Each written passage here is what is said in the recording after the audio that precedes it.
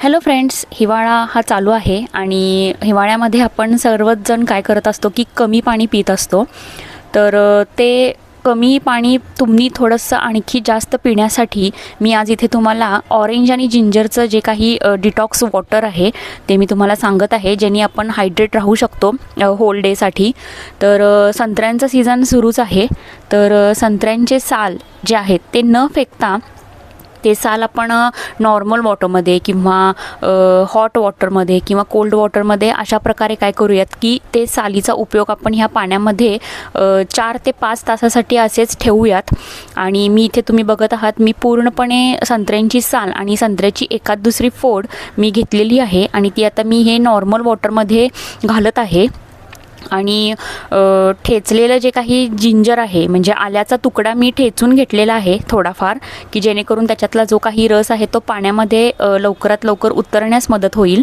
तर तो मी इथे घेतलेला आहे आणि तो देखील मी या पाण्यामध्ये टाकत आहे. आणि आता हे पूर्ण जे काही पाणी आहे ते खूप चांगल्या रीतीने हलवून घ्यायचं.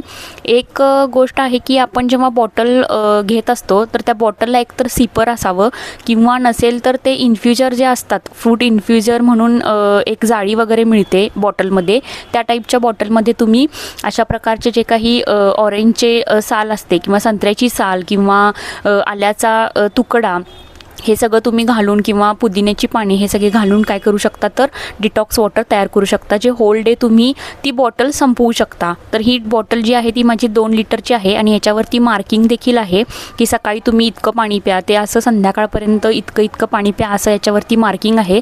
पण मी जास्तीत जास्त प्रयत्न करते की ही 2 ते 1.5 बॉटल माझी संपावी, म्हणजे जेणेकरून 3.5 लिटर मी इतकं पाणी दिवसभरात संपवण्याचा प्रयत्न करते.